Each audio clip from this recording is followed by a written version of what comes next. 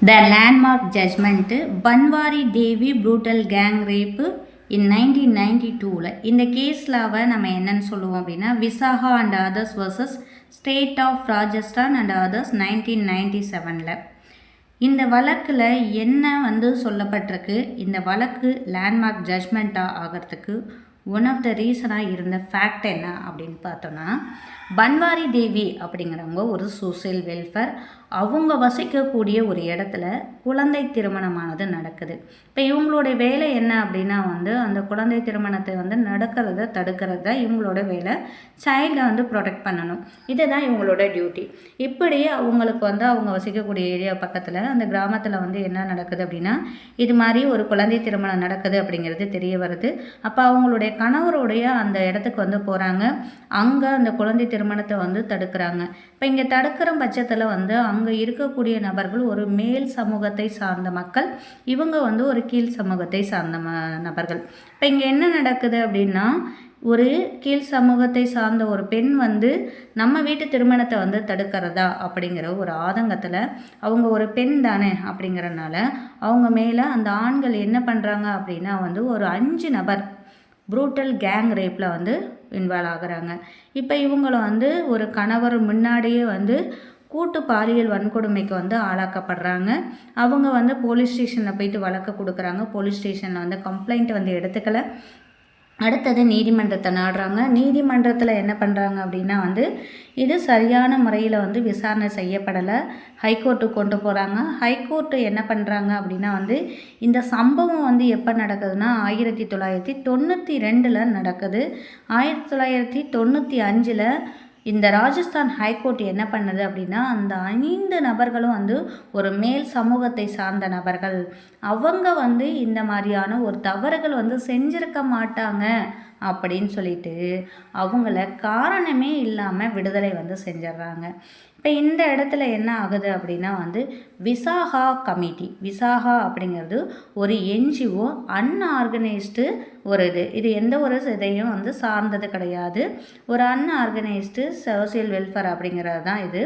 இந்த விசாகா கமிட்டி என்ன பண்ணுறாங்க அப்படின்னா, இந்த வழக்கை எடுத்துகிட்டு ஹானரபிள் சுப்ரீம் கோர்ட்டுக்கு போகிறாங்க.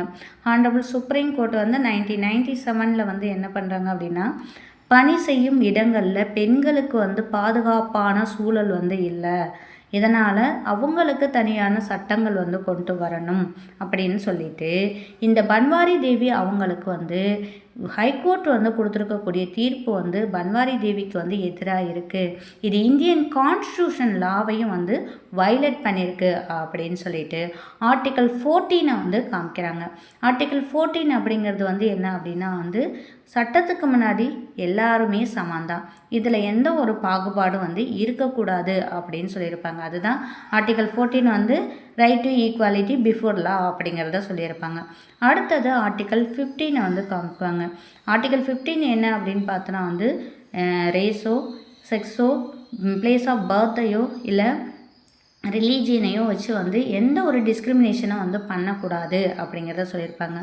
ஆனால் இங்கே என்ன ஆயிருக்கு அப்படின்னா அவங்களுடைய கேஸ்ட்டையும் வச்சு இன்னொன்று என்ன செக்ஸ், அதாவது மேல் அண்ட் ஃபீமேல் அப்படிங்கிற ஒரு டிஸ்கிரிமினேஷன் இங்கே காட்டப்பட்டிருக்கு அப்படிங்கிறதையும் முன்வைக்கிறாங்க. அடுத்தது article 19 sub article 1A clause ஜியும் வயலேட் ஆகிருக்கு அப்படிங்கிறத சொல்லியிருப்பாங்க.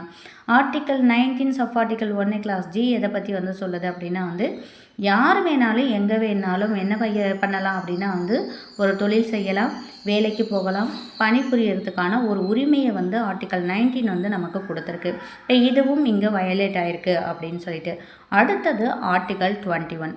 ஆர்டிக்கல் 21 எதை பற்றி சொல்லுது அப்படின்னா ரைட் டு லிபர்ட்டி.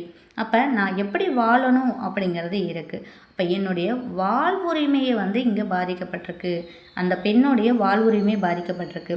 ஏன்னா நான் வாழ்கிறதுக்கான உரிமை உள்ளடக்கப்பட்டிருக்கு அப்படின்னா அதில் நான் கண்ணியமாக வாழ்கிறதுக்கான ஒரு உரிமையும் உள்ளடக்கப்பட்டிருக்கு.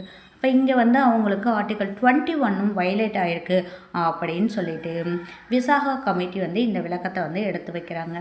அப்போ தான் என்ன பண்ணுறாங்க, ஹானரபிள் சுப்ரீம் கோர்ட் ஒர்க் பிளேஸில் தான் இது நடந்திருக்கு. ஏன்னா இதுக்கு முன்னாடி என்ன பண்ணுவாங்க, ஏதோ ஒரு காரணத்துக்காக அங்கே அங்கே போயிருக்காங்க, அவங்களுக்கு இது மாதிரியான ஹராஸ்மெண்ட் நடந்திருக்கு, இது வந்து ஒர்க் பிளேஸில் நடந்ததாக சொல்ல முடியாது அப்படிங்கிறத சொல்லியிருப்பாங்க. எங்கே தான் இது ஒர்க் பிளேஸில் தான் நடந்திருக்கு அப்படிங்கிறதையும், இவங்களுக்கு கான்ஸ்டியூஷன் லாவில் இதெல்லாம் ஹைலைட் ஆகிருக்கு அப்படிங்கிறதையும் உறுதிப்படுத்துகிறாங்க. இப்போ விசாகா கமிட்டி தான் என்ன பண்ணுறாங்க அப்படின்னா வந்து பெண்களுக்கு எதிரான பாலியல் ரீதியான துன்புறுத்தல்லேருந்து தடுக்கிறதுக்கு, தடையுறுத்துறதுக்கும், குறை தீர்க்கறதுக்கும் ஒரு சட்டம் வேணும், அதுக்கான கமிட்டியை வந்து ஃபார்ம் பண்ணணும் அப்படிங்கிறது ஐசிசி கமிட்டி, எல்சிசி கமிட்டி அப்படிங்கிறத உருவாக்குறாங்க. இது யாருடைய வழிகாட்டுதல் பேர் வருது அப்படின்னு பார்த்தா விசாகா வழிகாட்டுதல் அப்படின்னு தான் நம்ம வந்து சொல்லுவோம். விசாகா கைட்லைன்ஸ் மூலமாக இந்த ஐசிசி எல்சிசி அப்படிங்கிறது, ஐசிசிங்கிறது 10 பேர் 10 பேருக்கு மேலே ஒர்க் பண்ணுற இடமா இருக்கணும்.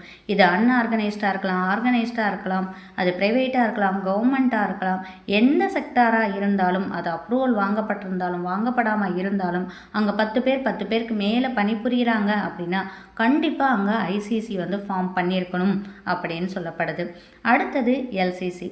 இந்த எல்சிசி அப்படிங்கிறது வந்து என்னென்னலாம் வரும் அப்படிங்கிறப்ப வந்து டொமஸ்டிக் ஒர்க்கர்ஸ் வந்து வருவாங்க, வீட்டு வேலைக்காக பணி செய்யக்கூடிய நபர்கள் வருவாங்க, இல்லை வீடுகள்லேயே வந்து சில சிறு தொழில்கள் வந்து செய்வாங்க, அங்கே 10 பேருக்குள்ளே வந்து வேலை செய்வாங்க, இல்லை ஒரு ஃபார்மாக இருக்கலாம். இந்த மாதிரி வந்து சிறு தொழில்கள் வந்து செய்யக்கூடிய இடங்களில் பெண்களுக்கு எதிரான பாலியல் ரீதியான துன்புறுத்தல்கள் ஏற்படுது அப்படின்னா அவங்க எல்சிசி அப்படிங்கிற அந்த கமிட்டியில் வந்து கம்ப்ளைண்ட் வந்து கொடுக்கலாம் அப்படிங்கிறது. இப்போ ஐசிசியை பொறுத்த வரைக்கும் நமக்கு நல்லா தெரியும், ஒரு 10 பேர் 10 பேருக்கு மேலே பணிபுரிகிறாங்கன்னா அந்த நிறுவனத்திலேயே வந்து ஃபார்ம் பண்ணியிருப்பாங்க.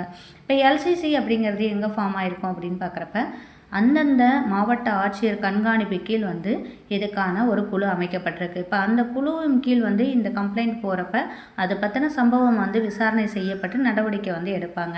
இப்போ இதில் prima facie case made out ஆகுதுன்னா அது ஆட்டோமேட்டிக்காக வந்து எங்கே போயிடும் அப்படின்னு பார்த்தோன்னா போலீஸ் ஸ்டேஷன் போயிடும், எஃப்ஐஆர் ஃபைல் பண்ணுவாங்க, நீதிமன்றம் போயிடும். இதில் வந்து நமக்கு வந்து வழக்கு நடந்து அதை விசாரணை செய்யப்பட்டு இவங்களுக்கான தண்டனை வந்து வழங்கப்படும். இப்படி தான் நமக்கு என்ன வருது அப்படின்னு பார்த்தோன்னா வந்து இந்த இன்டர்னல் கமிட்டி. இப்போ வந்து இன்டர்னல் கமிட்டின்னு இருக்குது. 2016 வந்து நமக்கு என்ன பண்ணிட்டாங்க அப்படின்னா வந்து ஐசிசி எல்சிசி அப்படிங்கிறத எடுத்துட்டாங்க. ஐசிசினா என்ன அப்படின்னு பார்த்தா இன்டர்னல் கம்ப்ளைண்ட் கமிட்டி, எல்சிசி அப்படிங்கிறது வந்து லோக்கல் கம்ப்ளைண்ட் கமிட்டி. இப்போ இதை எடுத்துகிட்டு இன்டர்னல் கமிட்டி, லோக்கல் கமிட்டி அப்படிங்கிறத கொண்டு வந்திருக்காங்க. இப்படி தான் பன்வாரி தேவி வழக்கு மூலமாக தான் நமக்கு sexual harassment of women at workplace prevention, prohibition and redressal act 2013 வந்து கொண்டு வராங்க. இதை நம்ம ஷார்ட்டாக எப்படி சொல்லுவோம் அப்படின்னா force act, prevention of sexual harassment of women அப்படின்னு வந்து சொல்லுவோம். இதை ஒட்டி அந்தந்த ஸ்டேட் கவர்மெண்ட்டு என்ன பண்ணியிருக்கணும் அப்படின்னா வந்து ரூல்ஸை வந்து ஃப்ரேம் பண்ணியிருக்கணும். இப்போ பணியிடங்களில் பெண்கள் மீதான பாலியல் துன்புறுத்தல் தடுப்பு, தடையுறுத்தம் மற்றும் குறைதீர்ப்பு சட்டமானது 2013 சென்ட்ரல் கவர்மெண்ட்டால் கொண்டு வரப்படுது. இதை ஒட்டி நம்மளுடைய ஸ்டேட் கவர்மெண்ட்டு தமிழ்நாடு மகளிர் மற்றும் குழந்தைகளுக்கான விடுதிகள் மற்றும் காப்பகங்கள் ஒழுங்குமுறை சட்டம் 2014 கொண்டு வராங்க. இந்த சட்டம் உள்ள வர்றதுக்கு ஒன் ஆஃப் த ட்ரிகராக இருந்த வழக்கு தான் பன்வாரி தேவி வழக்கு. இது யார் மூலமாக வந்து இந்த ரூல்ஸை கொண்டு வந்திருக்காங்க அப்படின்னு பார்த்தா வந்து விசாகா அப்படிங்கிற ஒரு என்ஜிஓ மூலமாக தான் வந்து கொண்டு வந்திருக்காங்க.